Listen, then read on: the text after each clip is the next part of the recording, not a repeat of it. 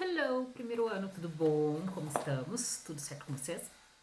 Dia de aula, vamos lá, people! Nós já finalizamos aquele polígrafo de número 5 e vamos assim passar assim, ó, voando pelo de número 6, tá?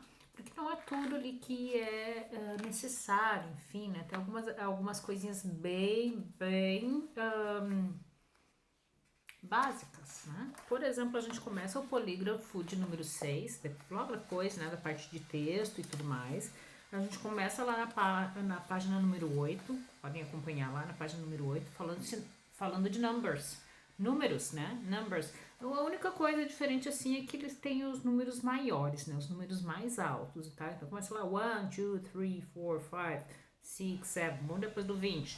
20, 21, 22, daí 43, 54, 65, 76, 87, 98, 100, 200 para 200, terceira coluna lá, 301, 450, 553, a thousand, mil, a thousand. Quando é 2000? Né? Thousand quer dizer um mil, né? Um milhar. Né? 2000, 2000, né? São 2 milhares, 2000, tá? 2010, 2030, 10,000, 10 mil. 1000 é milhar, 10 milhares, 10,000, 10 mil, tá? 20,351, 20.351, tá? E por último, a million, one million, tá? 1.000, tá? Se for 2.000, tá? 2 million, não bota S. O único detalhe que eu vou falar pra vocês, não bota S quando for falar 2.000, 3.000, né? Não bota. 3 milhões também, não bota, tá? E depois ali tem os originais, dizer a ordem das coisas, tá? Só vou chamar atenção pra vocês algumas coisinhas, né? First, second, third, sempre bota as duas últimas letrinhas de como escreve, por isso que tu não bota bolinha, bota ST, ND, RD, tá? Porque são as duas últimas letrinhas. Depois todos os outros números que terminam com TH, se vocês observarem, por isso que sempre vai TH. 50th, 60th, 70th, 80th, 9th, 10th, sempre com TH, tá? Vou chamar a atenção de vocês a partir do 21º, porque daí 21º tem a palavra primeiro, daí eu vou de novo com ST, né? Então, olha só como é que eu escrevo. Eu escrevo o número 20 mesmo, e daí escrevo a palavra primeiro, tá? Então fica 21st, 22, 22nd, para 30, 30, né? 33º, 33rd, ok? 44th. Então, a primeira palavra 20, 30, 40, a gente escreve normal. O que escreve em forma ordinal é a unidade, tá? Só isso.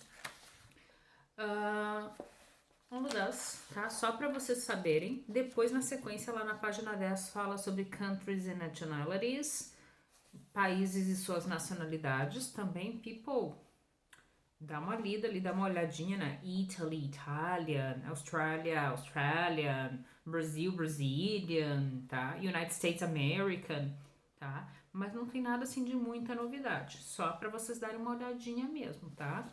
Não vou nem deixar as atividades ali para vocês fazerem, fica bem a critério de vocês. O que me interessa no polígrafo 6 estudar com vocês é o adverbs of frequency. Adverbs of frequency. Advérbios de frequência, tá? Esse sim é importante, tá? Este sim é importante. O resto era muito... Não é que não seja, que seja desimportante, mas é que são conceitos muito básicos, né? Números e nacionalidade são conceitos muito básicos, tá? Então, vou trabalhar com vocês mesmo. Adverbs of frequency. Advérbios de frequência, tá? Com qual frequência tu faz tal coisa. Como é que usa, como é que faz para usar a palavra sempre, nunca, às vezes, frequentemente, quase nunca. Esses são os advérbios de frequência, tá? Então, vou na ordem ali que eles aparecem, eles estão em negrito, tá? Eles estão em negrito ali, então, se tu tá acompanhando com o polígrafo, eu tô na página 12, são as palavras em negritas ali. Negrito, né? Always, sempre. Se tu não sabe, pode ir anotando ali, é uma boa ideia, tá? Anotando. Always, sempre. Usually, usualmente. Generally, geralmente. Often, frequentemente. Sometimes, às vezes. Ever, sempre. Occasionally, ocasionalmente. Seldom, dificilmente. Hardly ever, dificilmente. Never, nunca, tá? Então, estes são os advérbios de frequência, aqueles que aparecem com maior frequência, na verdade, né, em inglês, tá? Que a gente mais usa. Tem alguns outros, mas dificilmente a gente acaba utilizando. Esses são os que mais aparecem. O negócio, people, sabe o que é?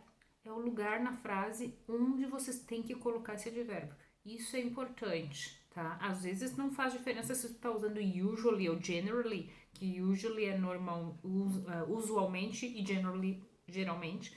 E eles são muito parecidos no contexto, mas o negócio é onde é que tu vai colocar ele na frase. E isso depende do verbo que tu está utilizando. Então, sendo um verbo comum, né, ele vai aparecer antes do verbo. Então, diz lá, não, por exemplo, diz na história em quadrinho, no segundo quadrinho, diz assim: I always put my ducky in first.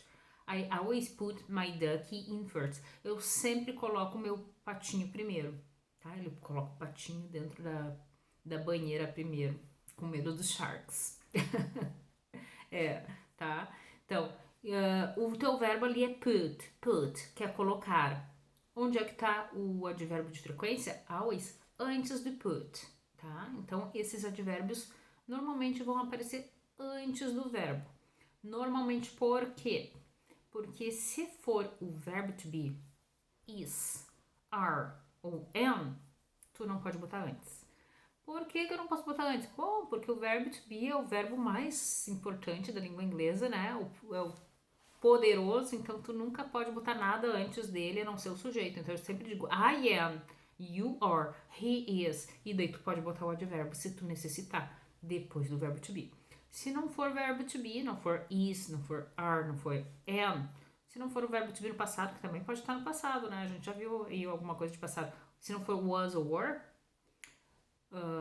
daí tu coloca esse advérbio antes do teu verbo, tá? E olha só o nome adverb, quer dizer, ele vem junto ao verbo. Verb é verbo, tá? Então, adverb, ele vem junto ao verbo. Então, depende, antes do verbo ou depois do verbo. Por isso que se chama advérbio, junto ao verbo. Se é verbo comum, antes do verbo. Se é verbo to be, depois do verbo. Lembrando, do verbo to be é is, are, am, was e were no passado. That's it. Tá? O que mais? Aqui no nosso polígrafo também comenta a respeito, depois tu pode ler com calma, tá?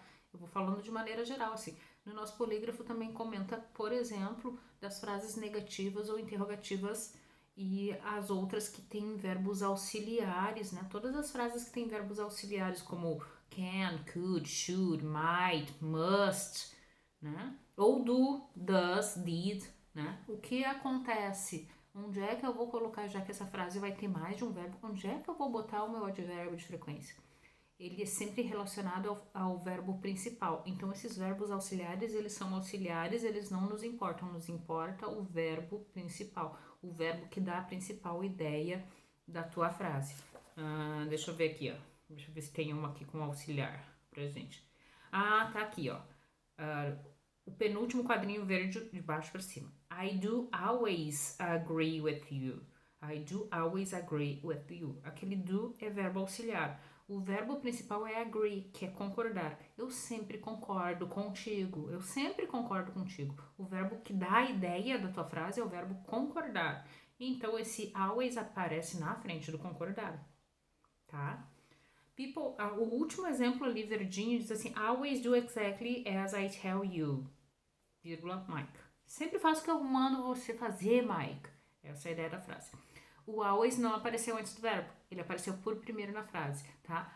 Acontece de alguns advérbios poderem ser utilizados no primeiro, começando a frase com eles. Quer dizer, eu tô enfatizando. Eu sempre faça o que eu peço, Mike, né? Então, neste caso, tem alguns que podem iniciar a frase. É o caso do always e do usually.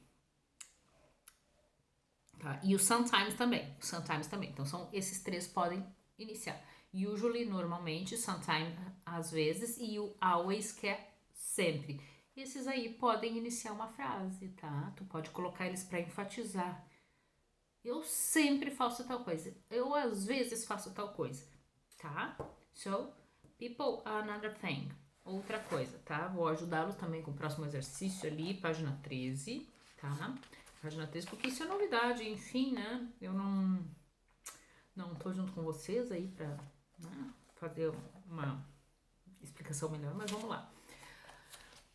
Qual a frequência que cada um desses acontece pra gente utilizar? Quando eu tô falando, por exemplo, tu sempre faz alguma coisa, always do something, quer dizer que tu faz 100% das vezes, tá? 100% das vezes. Quando tu faz usually, às vezes, né? Usually, usualmente, quanto isso quer dizer? Quer dizer que 90%. Quer dizer, se 90%, usually, quase sempre. É quase sempre, tá? Então, usually quer dizer que quase sempre eu faço essa coisa. Generally, geralmente, é mais ou menos 80%. Então, é um pouquinho menos do que o usually, tá? Generally, geralmente. Agora, usually, usualmente, quer dizer que quase sempre eu faço. Generally, 80%, né? Faço com bastante frequência, mas não é quase sempre. Um pouquinho mesmo. Um pouquinho menos. Often é mais ou menos 70%. Eu faria, tá? 70% mais ou menos. Sometimes, eu às vezes faço 50%, às vezes eu faço, às vezes eu não faço, tá? Occasionally, ocasionalmente, então seria uns 30%, né? O seldom, eu traduzi para vocês como dificilmente, é 10% mais ou menos, mas o hardly ever é um dificilmente, mais dificilmente ainda, porque é um 5%, quase nunca eu faço, tá? Seldom, então dificilmente 10%, e o hardly ever 5%, quase nunca eu faço, e o never 0% das vezes eu vou fazer tal atividade, tá? Retomando então, tem essa questão de quanto, né? Quanto é que eu faço a atividade usando um ou outro e o lugar onde eu tenho que colocar o meu advérbio. Se é verbo comum, antes do verbo. Se é verbo to be, is, are, am, was ou were, daí é depois do verbo to be, tá? Então vou pedir que vocês façam de exercício para mim, tá? Polígrafo 6, não erro o polígrafo 6, a página é de número 13, tá? O exercício, não tem número aqui nesse exercício, tá? Mas é a página de número 13, que é para indicar a porcentagem de que a gente usa cada um dos advérbios. Barbado, tá? Porque eu falei com vocês, eu comentei. E a página 14, que é reescrever as frases colocando o advérbio dentro da frase, tá? That's it for today. É o exercício de número 11. Tem 2 exercícios aqui, people. Tem 2 exercícios. E o exercício de número 12 é com áudio, tá? É com áudio, então that's hard to do. Eu não sei se vocês vão ter o áudio, né? Porque precisa do CD. Ou lá do portal da Iônica, tá? Então, that's it. Aí dá pra fazer o 13. O 13 sim dá pra fazer que não tem áudio, tá? Então vamos botar mais um aí, ó. Então vai ser a página 13. A página 14, o exercício 11. E na página 15, o exercício 13, tá? Então vai ser página 13, 14 e 15. O exercício de número 12 que não precisa fazer. O que é para fazer no exercício 13? Tá? Tu tem que encontrar 6 erros. Tem 6 erros relacionados à posição do advérbio, tá?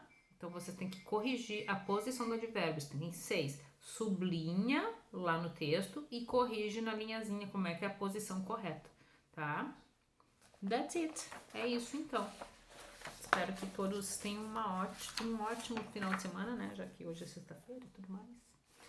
Ok? Última coisinha só, tá? Eu ia indo embora sem falar do everyday junto e o everyday separado, que tá na página 13. Everyday junto e everyday separado. Quase sempre quando tu tá falando sobre, quando é que tu faz uma coisa? Everyday.